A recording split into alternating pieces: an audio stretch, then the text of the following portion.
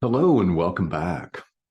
One day you won't need me. Yes, that's the idea that we're working with here today. And maybe that will be today for you. Maybe it will be tomorrow or next week or a month from now. But the idea stems from the section of the text that we're working on, chapter 4, section 1, right teaching and right learning. And it's not just me that's saying one day you won't need me.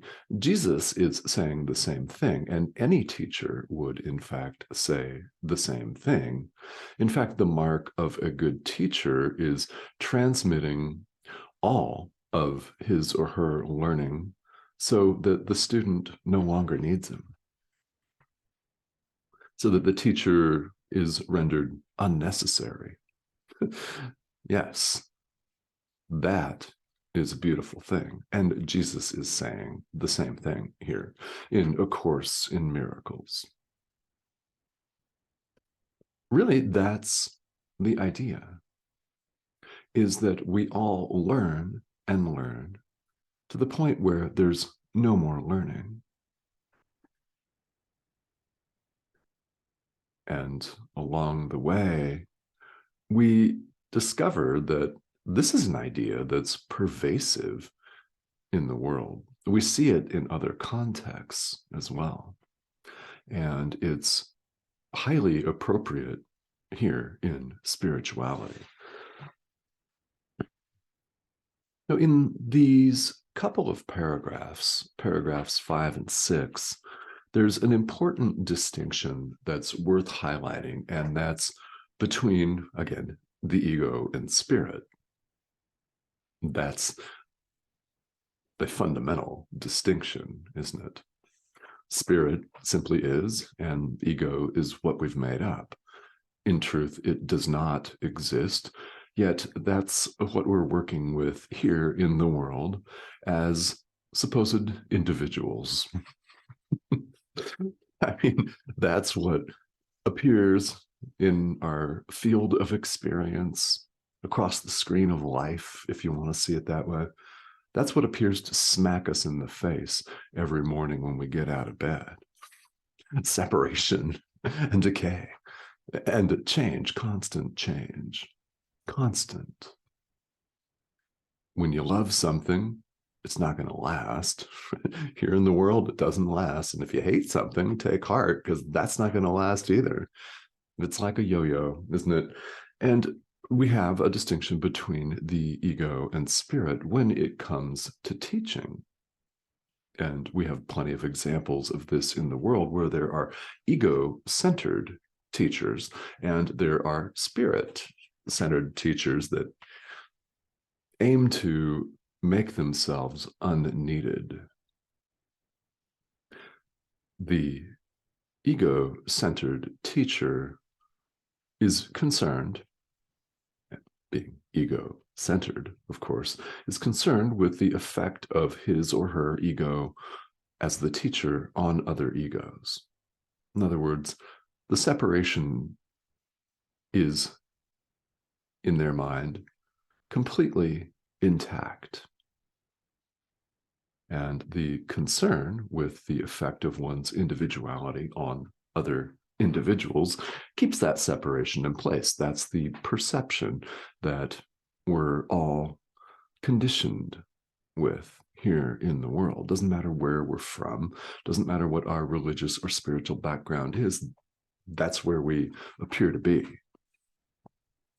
That's not really where we are. It's not really who we are, yet it's our perception, which we're all about correcting and clarifying here with the study of this course.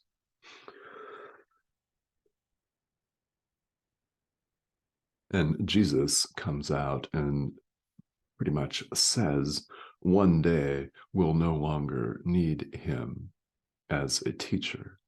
That's his goal, is to help us awaken.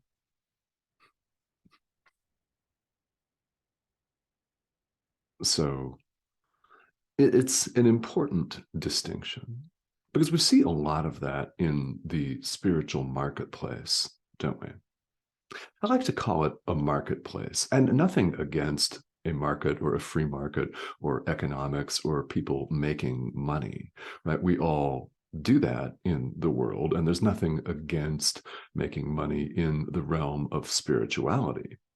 However, where we check ourselves is what's our approach? Are we concerned as teachers with the effect of an ego on other egos? And you can see when people are. You can see when they are because they often, whether they intend or not, they often tend to affect a certain behavior, or they wish to have you behave a certain way or to do a certain thing in the world. There's a level of concern there about what you go out and do. Now, the operative word is concern.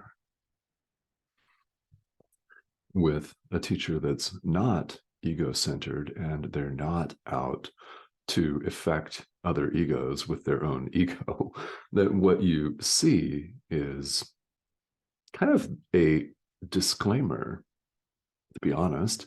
That's what Jesus gives us in paragraph 6. There are people that exalt him and reject him, and he accepts neither of these two perceptions. That's really important. He accepts neither being exalted nor rejected, our perceptions. In other words, he's simply available as a guide to us if we allow him to be and ask him to direct our forgiveness, ask him to show us the way. He can serve as our inner teacher. The Holy Spirit can serve as our inner teacher. In truth, there's no distinction between Jesus and the Holy Spirit. So whichever you feel more comfortable calling on, do that. There's a disclaimer when we're looking at teachers, and something that's very, very important here is that I've always been of the opinion that we should study teachers here in the world. Scrutiny, no problem, right? This is something that I learned that was emphasized during the period of time, a decade plus, where I actively studied Tibetan Buddhism a few years ago. And we were invited to spy on the teacher, to look at the teacher, and to pay attention, not to what the teacher did or didn't do in the world, but to the teachings themselves. Did they resonate with us? Did we connect with them? And was the teacher consistent with what they're teaching? In other words, did they repeat themselves, the same ideas, over and over and over again, often in different ways, often in the same way? Because you never know when you're going to get it. It might be the 679th time that you hear ideas leave not their source. There is no world. There is no death. The Son of God is free. Maybe you just got that and it inspired you to practice, right? There's a consistency, there's an integrity to that. It's our inner teacher talking. It doesn't make any difference what the outer image actually is or looks like. This is why I'm fond of saying what you see before you on YouTube is a pixelated image on your screen. It's an image on your device that looks like a middle-aged man from Arizona. That's what it looks like. Who's speaking to you, however? When something connects, when it resonates, when you have an aha moment, or you just have a deep knowing, an intuitive hit, maybe a feeling, some connection that you just deeply, deeply know. That is your inner teacher talking to you. That's what we pay attention to. Is there a consistency and an integrity?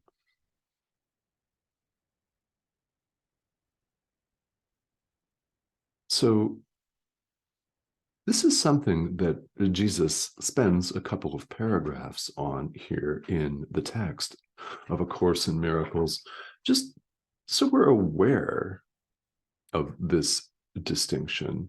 And so we're inspired to practice.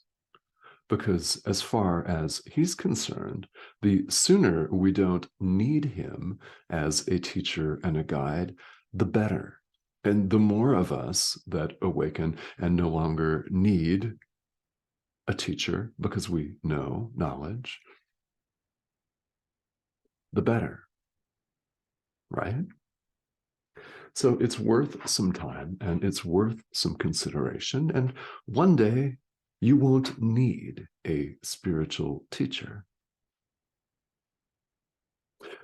which is fun to think about. And really, I hope that you find it as inspiring and as cool as I do, because it is cool. All right. So until that point, there are many teachers out there, whether you are a student of A Course in Miracles or another tradition.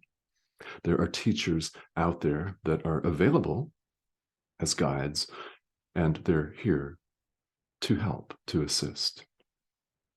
So to that effect, I thank you for joining me here and for subscribing to this YouTube channel. Here is the subscription button. That's the red arrow. If you've not subscribed yet, I'd love to have you. These videos appear several times a week, and I welcome your comments and questions because there are teachers that are in human form and there are non-human teachers. And there's one teacher with a capital T. That's the one we should get in touch with. What you see before you on this screen is simply a mouthpiece for the teacher. That's it. That's all.